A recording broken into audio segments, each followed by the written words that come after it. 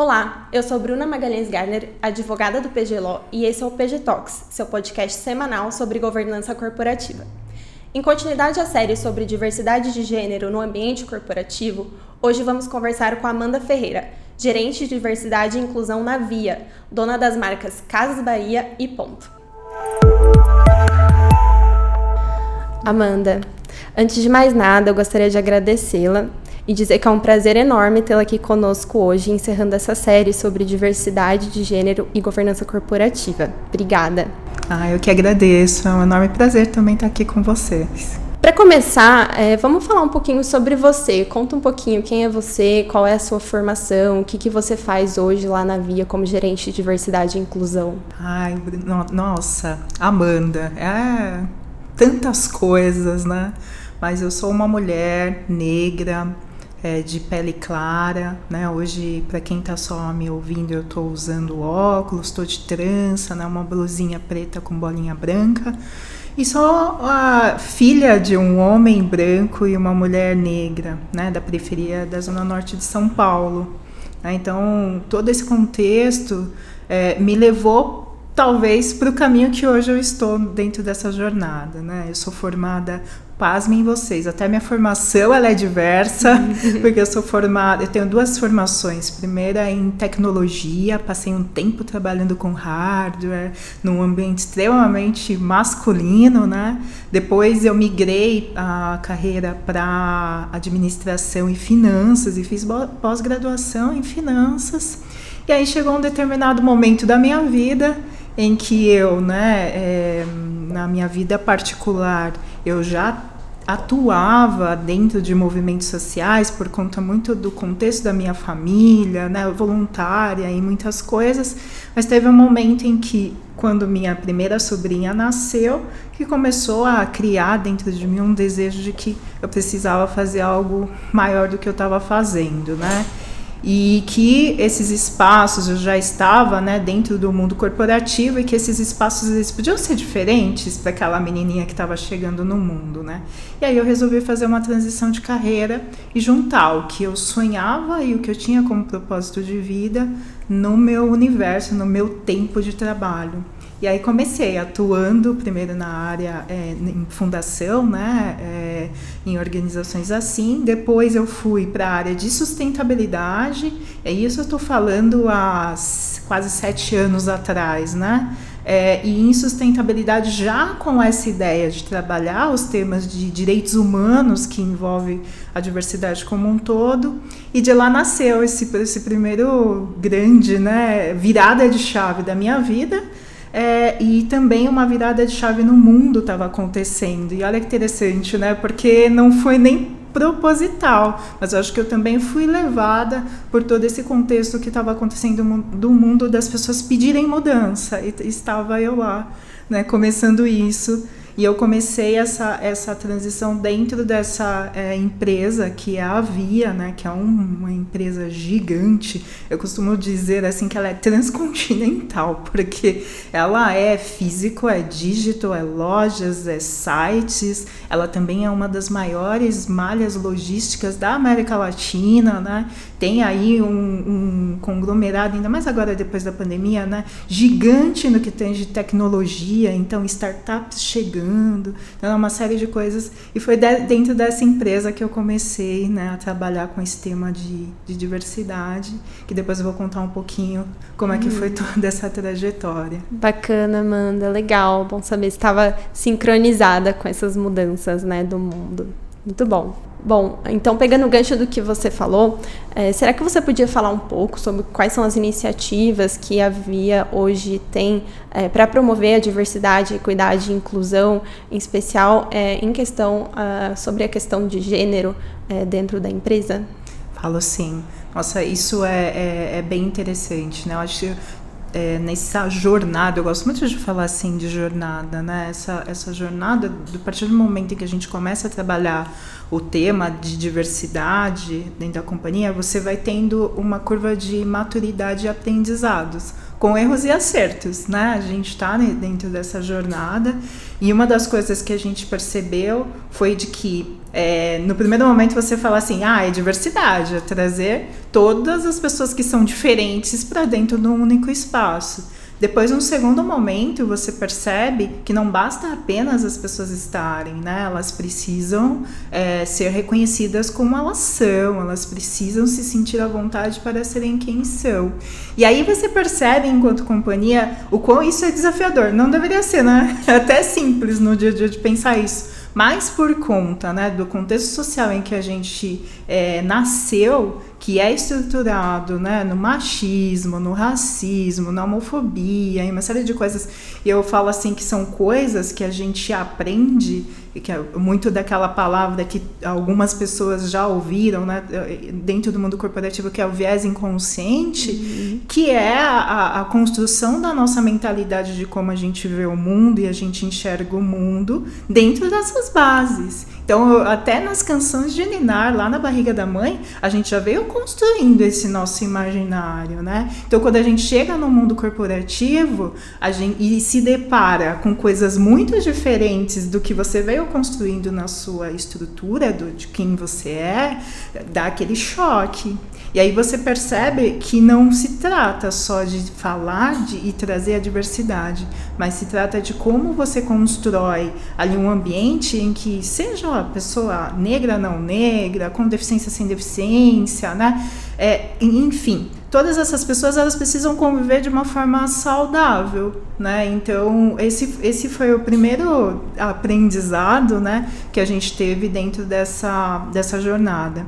E aí, como que a gente trabalha isso, né? Tem diversas formas. A primeira é essa tomada de decisão, né, desse olhar de abrir da empresa, falar, deixa eu entender esse problema que está aqui na mesa e ver qual que é o meu papel para resolver essa questão. E depois, criar, porque nós também estamos falando de negócios, né? Eu sou uma mulher de negócios também, né? Apesar de ser muito humanas. Sim. E dentro de negócio, quando a gente quer atingir o objetivo, o que a gente faz?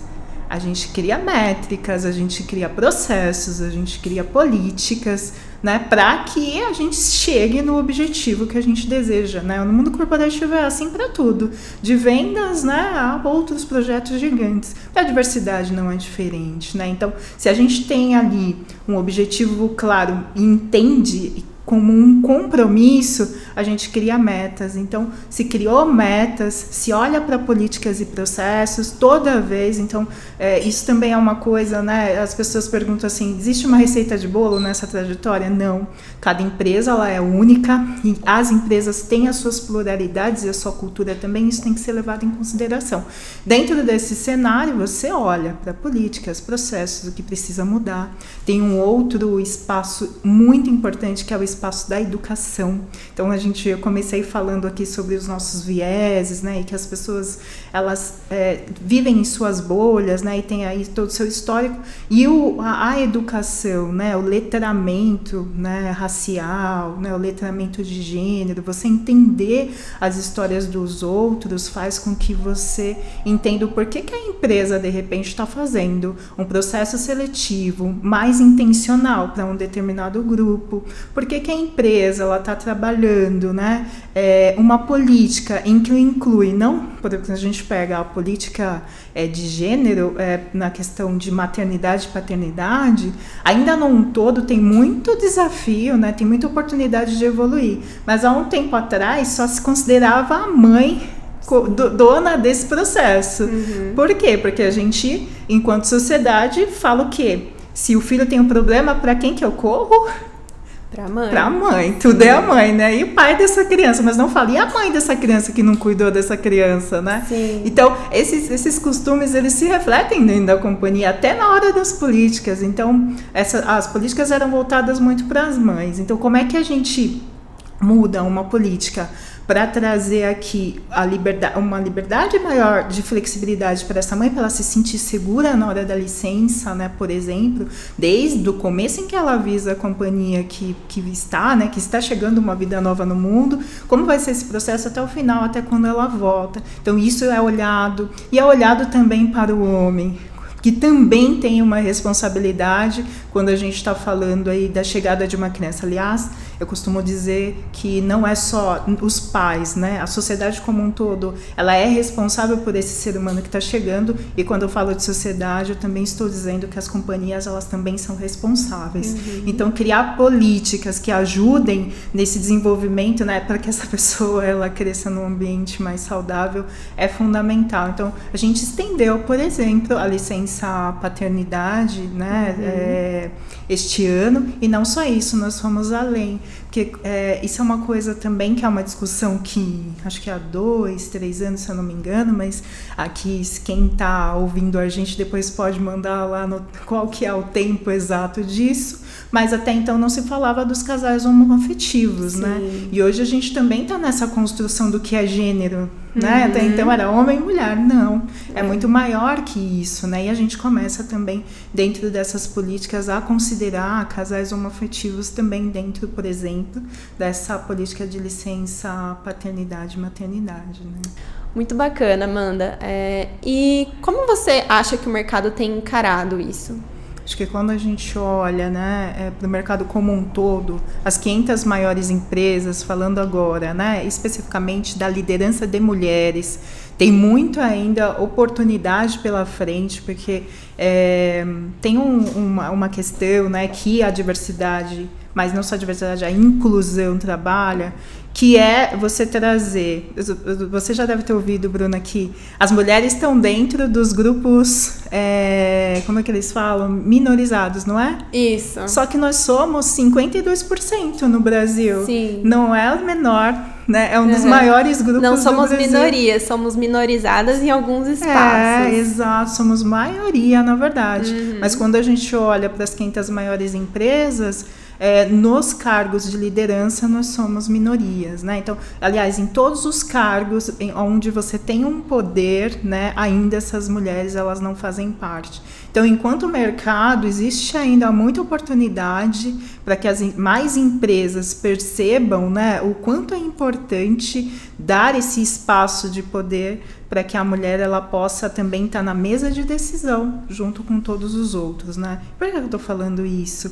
Porque quando a gente olha a pirâmide, né, a pirâmide social, a gente sabe que o homem branco, né, meia idade, ele está lá no topo da pirâmide, depois vem a mulher branca, depois vem o homem negro e aí embaixo vem a mulher negra, né? Isso eu nem estou trazendo aqui mulheres trans, nem com deficiência, porque aí há outros marcadores que descem ainda mais a pessoa na pirâmide. Mas quando a gente empodera mulheres brancas e mulheres negras, essa pirâmide ela sobe automaticamente, né? Angela Davis fala muito sobre isso e isso é real. Quando a gente traz para o mundo corporativo, a gente já sabe, né, a McKinsey tem aí um estudo que fala que empresas que têm, né, no seu onboard, né, ali na tomada de decisão, uma representatividade de mulheres, existe um crescimento maior ali nos negócios, né, na rentabilidade, até mesmo na reputação da companhia, né? E eu costumo dizer, eu sou de varejo, né? E quando a gente olha para as nossas lojas, quem estão nas nossas lojas, né? A maioria são as mulheres, muitas delas mães solos, que estão ali no dia a dia tentando sobreviver, né? Se a gente pega a marca Casas Bahia, né? Muito famoso o carnê. O carnê é interessante, porque foi o primeiro movimento que você olhar de democratização, de inclusão econômica dessas pessoas, para que elas pudessem, né, e aí alcançar outros caminhos. Então, se a gente coloca essas mulheres nesses espaços para que elas também, economicamente, elas possam, né, ter autonomia, automaticamente a gente está mudando aí a vida da mulher e impactando uma série de coisas, porque mulher impacta a vida de muita gente. Sim. Essa questão, né, da inclusão, da diversidade, da equidade no ambiente corporativo, ela tem sido uma discussão cada vez mais quente, né, no meio corporativo, tanto que Hoje em dia se fala muito em ESG, né, que é essa sigla para meio ambiente, responsabilidade social e governança corporativa. E você trouxe aí o estudo da McKinsey, que mostra, né, os impactos da inclusão da diversidade nos boardings, né, nos conselhos de administração, nas diretorias, nas gerências, enfim, nas lideranças dentro das empresas, né, seja aumentando a lucratividade da empresa, reduzindo riscos, né, de corrupção e outros riscos e tudo mais.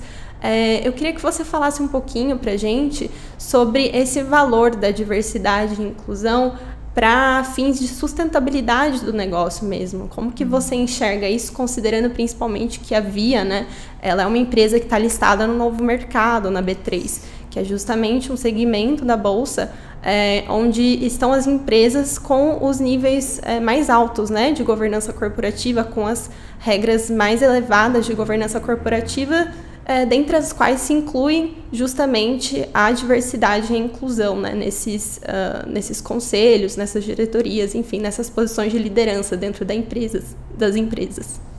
Muito bom. Acho que eu dou até um passo para trás, né? Porque as empresas, quando a gente fala, ela é um ser, né? Só que dentro delas existe CPF, existem pessoas. E se, infelizmente, né, podia ter sido antes, mas agora a gente percebeu que o maior valor são essas pessoas que constroem a empresa, porque senão não tem negócio, não tem estratégia, né?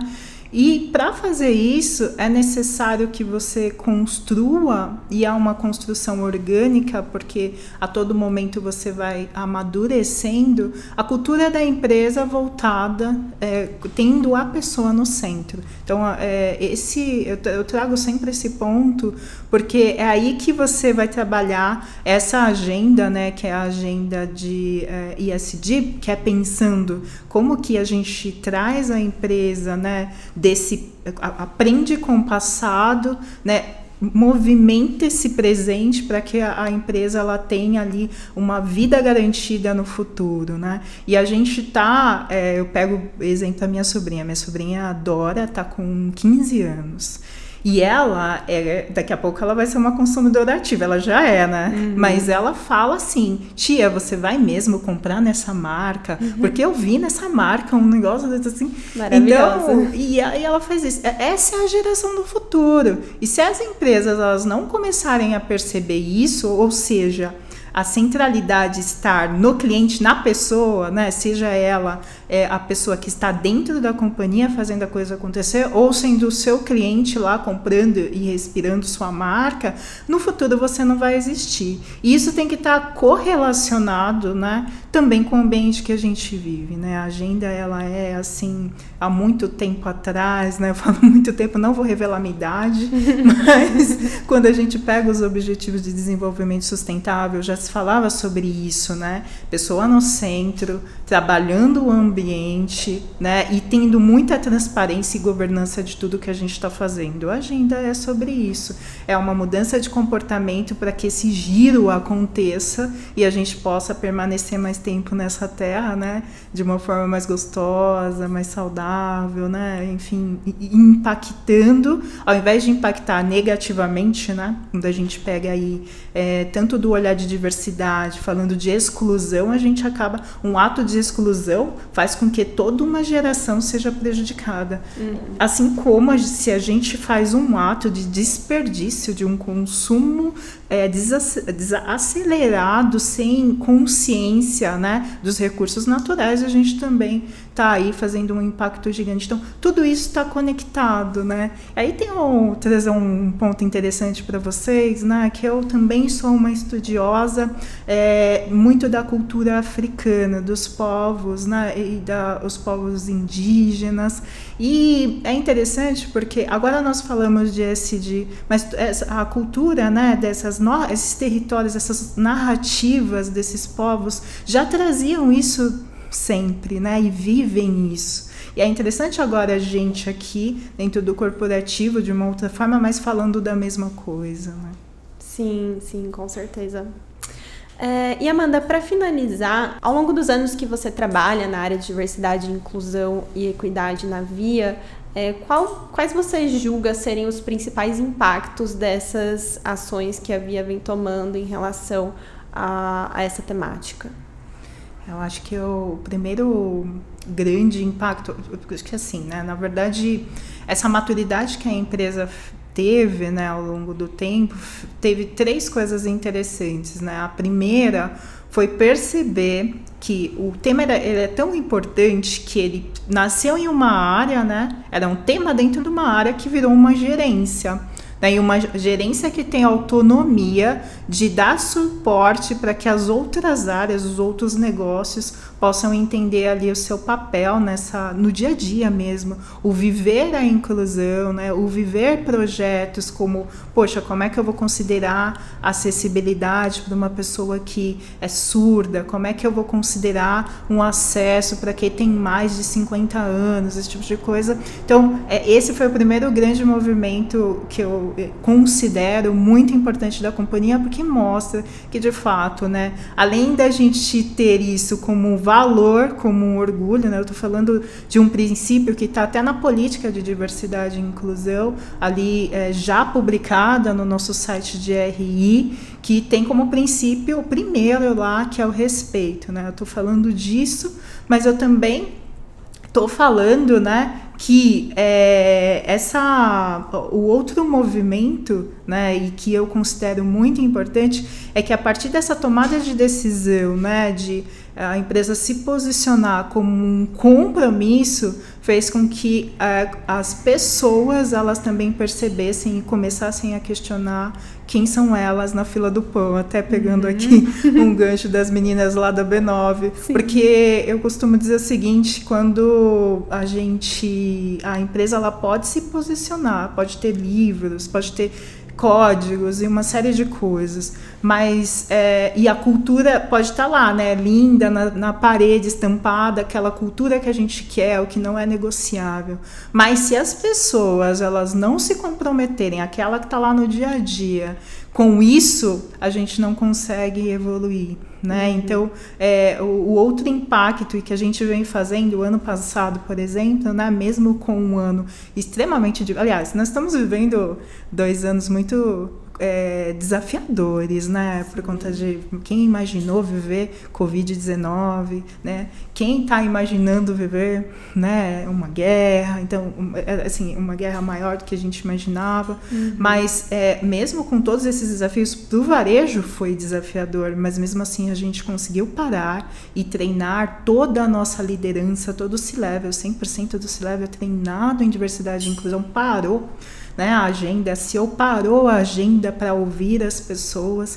A gente fez aí, foram mais de 30 mil pessoas, né, dialogando e falando, né, e entendendo ali qual que é o seu papel nessa construção. É lógico que é um caminho gigante, né, eu não falo aqui, eu sempre digo, gente, nunca estamos perfeitos, temos muito a evoluir, e eu acredito muito que de um erro, né, não é um apontar de dedo, mas é você entender rapidamente como é que você muda a rota e você pode construir novos caminhos, né? Então, eu vejo muitas pessoas falando assim, poxa, mas que chato, eu preciso parar de falar tal palavra, poxa, eu preciso...